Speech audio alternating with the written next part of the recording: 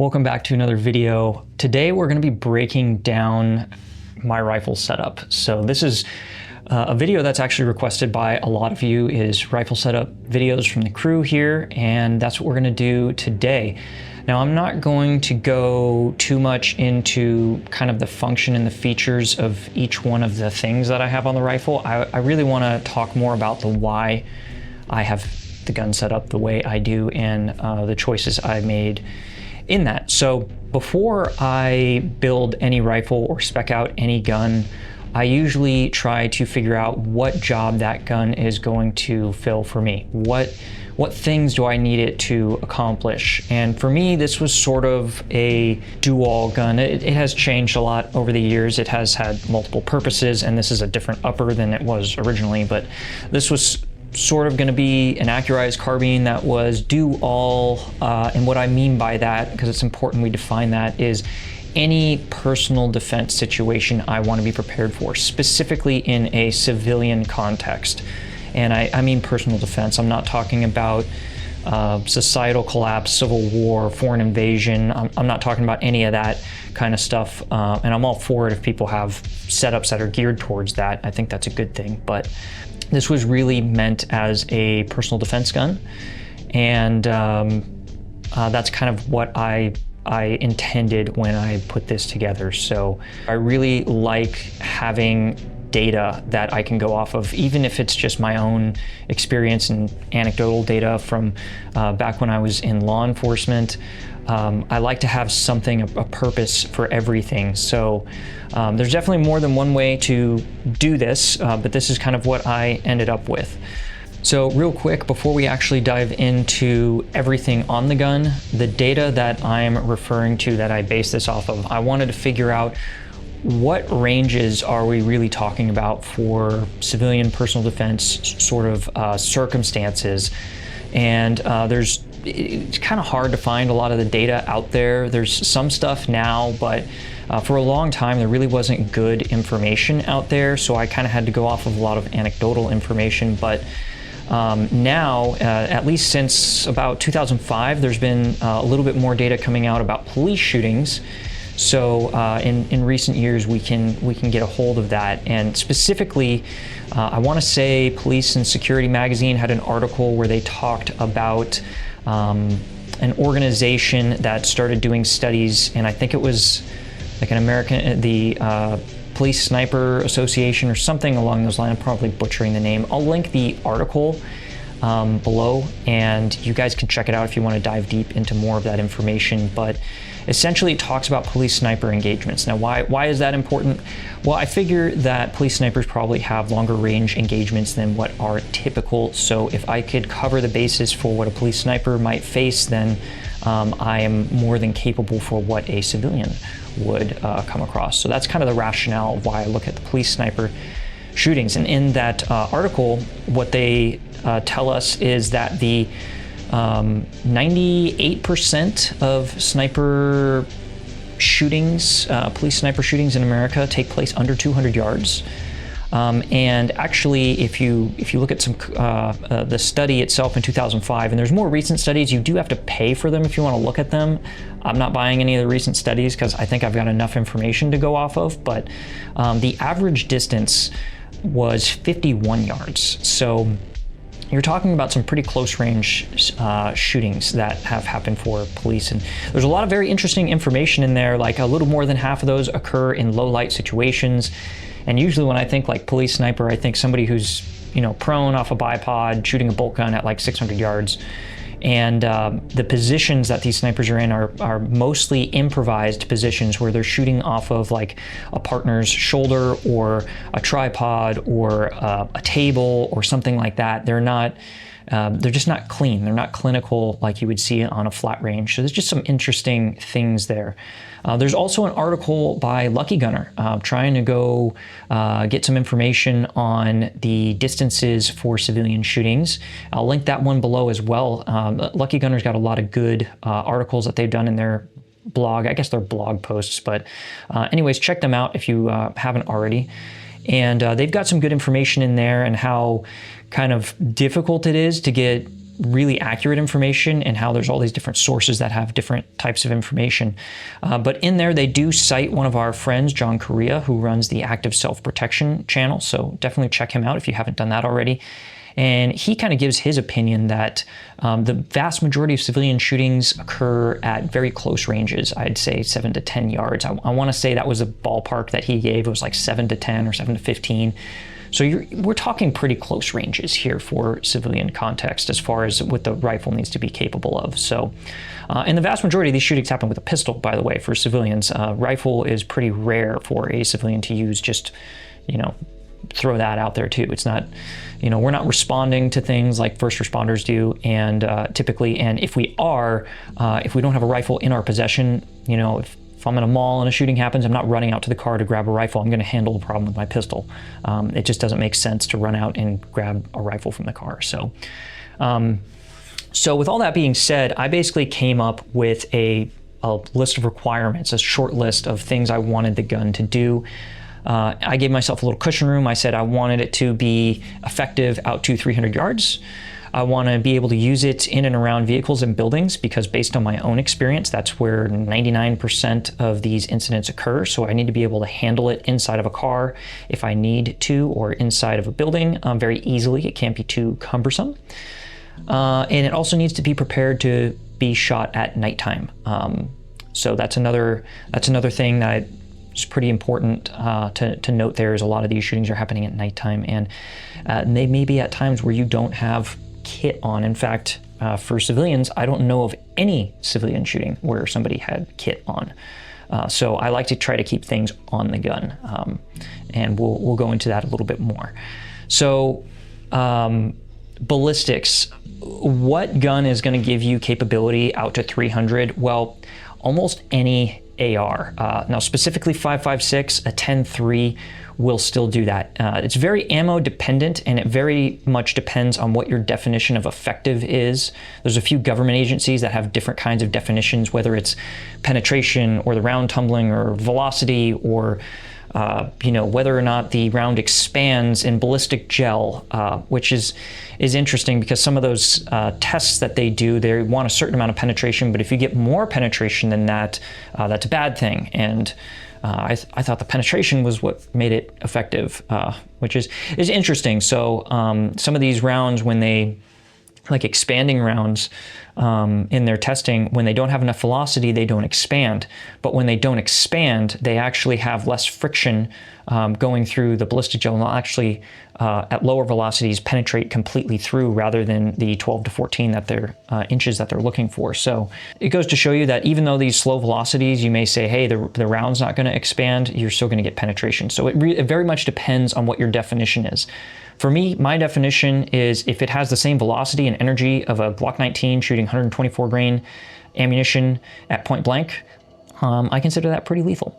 That's me. If you have a different definition, that's fine. Just something that makes sense for you, that you can kind of gauge what distances you're looking at for these different guns. So based on that, an 11.5-inch gun is about depending on your ammunition, 450 to 500 yard gun. As far as adequate lethality goes out of it. So let's go ahead and get into this gun here. This is actually a 13.7. When I initially built this gun, I built it around this barrel. This is a Roscoe purebred barrel. It's a very accurate barrel. It is not necessarily designed for super heavy use or anything like that. It is designed to be accurate, but you definitely can shoot it pretty hard still, and it seems to hold up pretty well. I've got a couple cases of ammo through this gun already, and I haven't had any issues with the barrel, and it's a very accurate barrel. So that's what I kind of designed the gun around, and it was going to be a sort of an accurized carbine. I actually had a scope on it previously, and I ended up selling that just because I needed some money and putting this on it.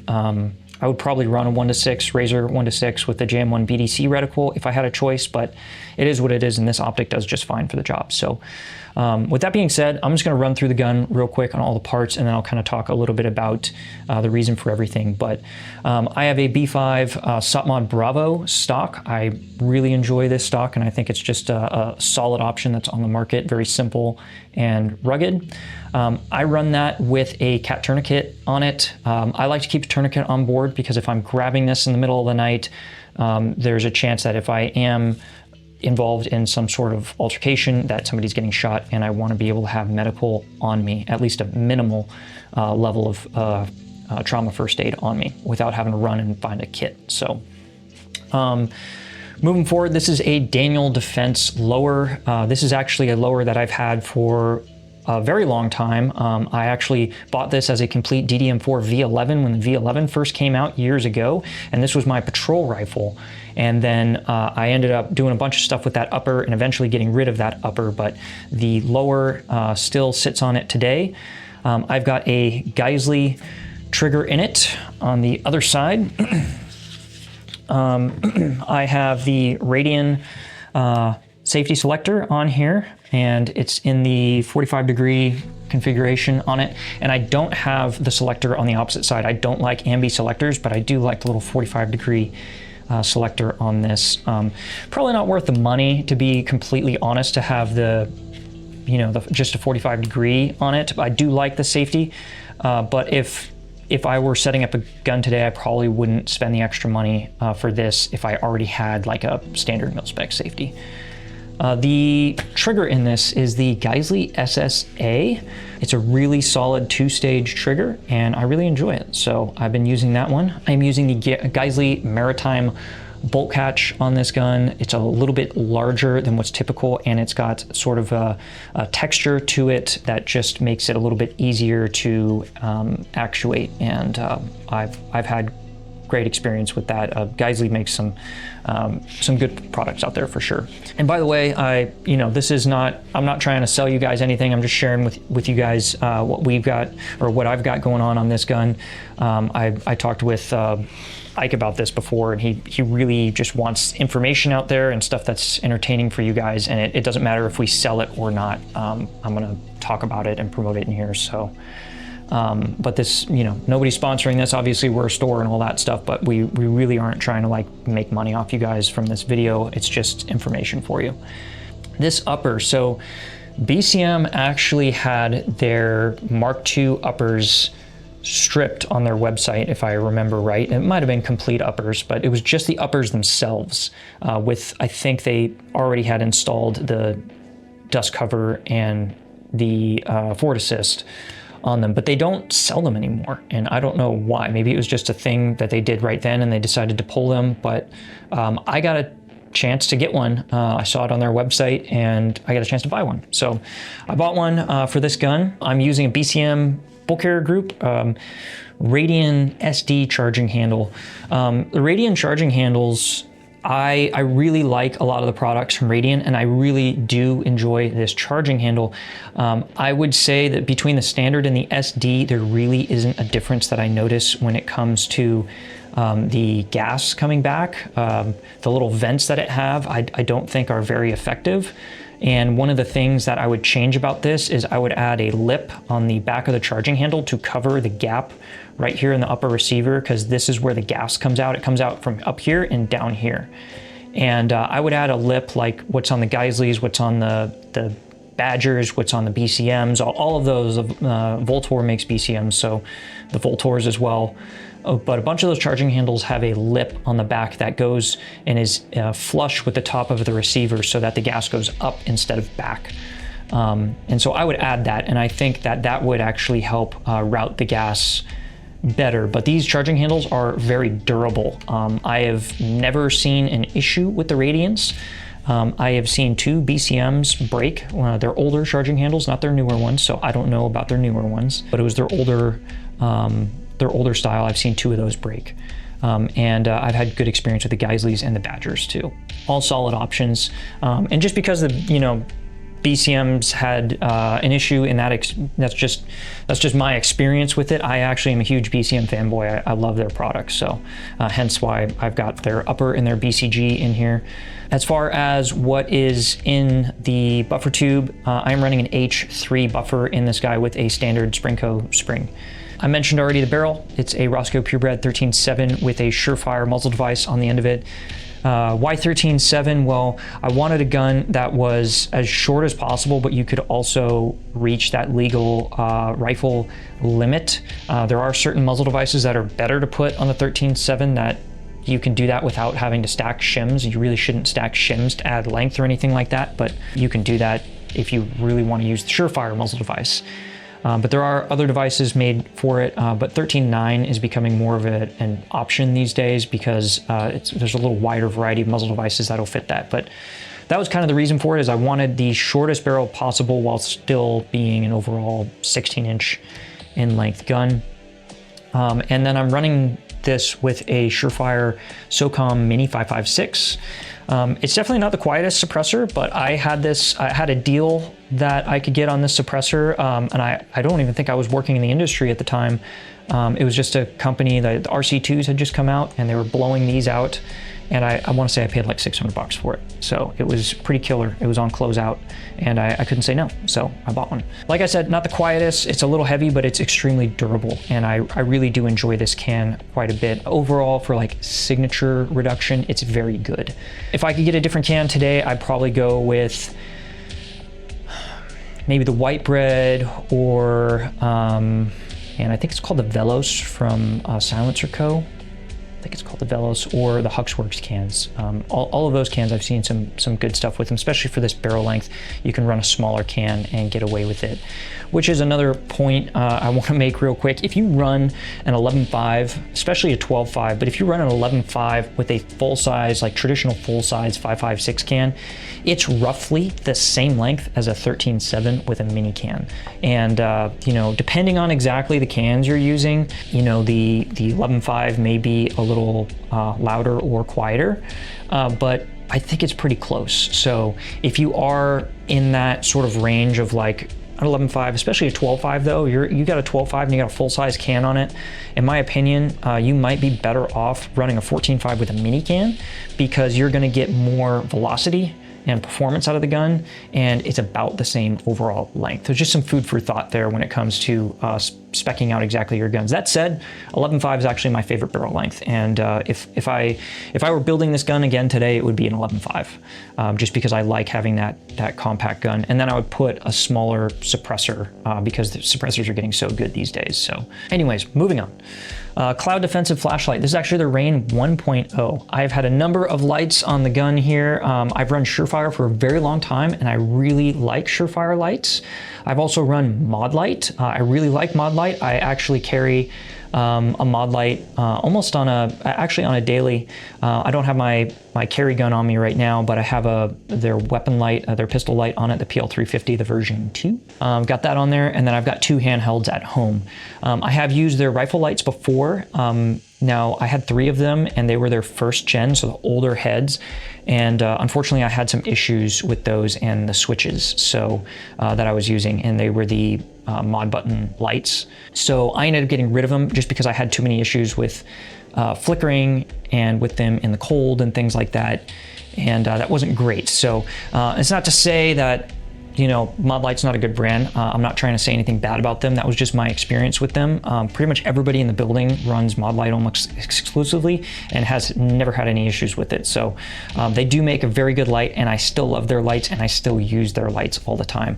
But I ended up getting rid of my Mod Light weapon lights, and I wanted to try Cloud Defensive out, and I got this Rain 1.0. I also bought a 2.0, but I sold that with a different upper. And I really like that they come with these switches, and I don't mind that this is proprietary, because I really like the function of their back cap and their switches. And they do have newer versions. I think they're on the Rain 3 now, and it's a fantastic light. I've heard nothing but good things about their stuff. So definitely a solid option out there. I would be happy with either one. To be honest, they're newer Mod Lights. I would be fine running one, the Surefires or the Cloud Defensive. Honestly, you can't go wrong with any one of those. Next big thing on here is actually kind of small, but it's the aim point.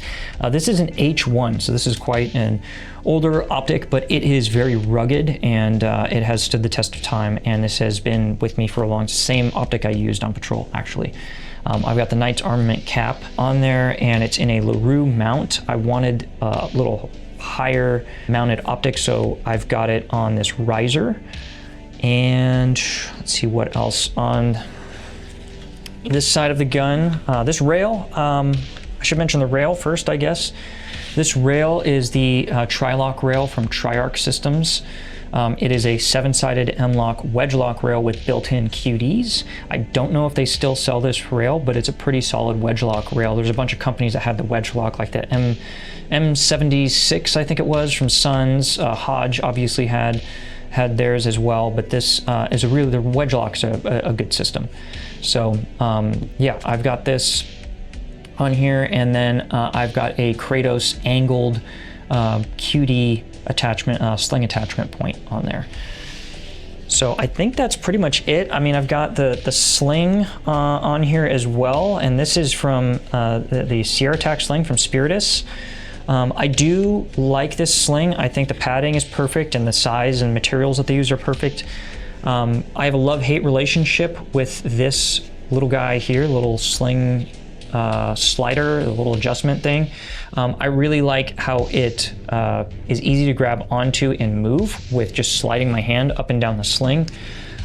So functionally I like it, but I don't like that it's metal and it constantly is hitting against the side of my gun. And I also don't like that it's so big right here that stowing it sticks out so far from the side of my gun. So I don't like those aspects of it. But other than that, the sling's actually really solid. So this is the Sierra Tac from Spiritus. I don't think we sell this here. There's some other slings we've got here that are really good, so I really am a big fan of Blue Forest Gear slings. I pretty much ran them exclusively for years, and I just wanted something a little bit thinner than what they offered, and I wanted to try some other ones on the market. And then we also have the Edgar Sherman design sling. Those are pretty popular. Those are great for a gun that you know is just going to be stowed all the time. I take this gun hiking, and I will hike around the middle of nowhere wearing this rifle on me, so I wanted to have some padding, but I also would stick it in my car, and so I wanted to have it thin enough to stow, but a little bit of padding, so I just get a little bit more comfort when I'm out hiking around. So yeah, I think that's pretty much it for the stuff that I've got on the gun. Ammunition I use, this is MagTech 77 grain OTM 5.56. They load this stuff hot. It is the closest thing I've found to the Black Hills Mark II 62 ammo without the price tag. So yeah, this ammunition through this gun, it's easily a 600-yard gun, which is more than enough, more than what I really need. It's a very capable gun. So I think that's pretty much it. You'll notice I've got some tape and some rail covers on here. The tape is more of an administrative thing. I've got the tape on here actually to hold down the rail panels because these rail panels are really worn and they started coming off. And so I just put this tape on there to keep the rail panels from coming off. And then the tape back here I actually would use, and I would actually put, I had an EOTech on this at one point, I would put tape on that too. And it's not just to like blank out logos or just for no reason. I would actually pull pieces of that off when I go shooting, and I make a little aperture for me to look through, and I put it on my shooting glasses for confirming 0, because I have a pretty bad astigmatism, and it makes the dot very kind of blown out. It looks almost like starry or comedy or smeared or something like that. And so if I have that little aperture I can look through, it looks much cleaner. So I don't think there's really anything else. If you guys have any questions or comments about this, please let me know, and I'll be sure to stick around for a few days and answer any of those for you guys. So yeah, hopefully this video was useful to you guys if you are in the market for setting up a new gun, or if you're just trying to get ideas or kind of tweak what you have at home. This gives you guys some ideas on what might work for you or what you might want to try out. So that being said, guys, thank you guys so much for watching, and be sure to subscribe to the channel, like the video, all that stuff. We really appreciate all your guys' support. We're trying to grow the channel, and we're trying to put out some content that isn't just you know, kind of sales stuff that you typically see from us, of like new product and things like that. We want to put out some stuff that you guys actually want to see. So let us know what that is. If you guys have somebody's gun in here you want to see, or you want to hear somebody talk about a piece of equipment or an experience they had or something like that, or get into a different topic, just let us know, and we will work to deliver that to you guys. So appreciate it, and we will see you next time.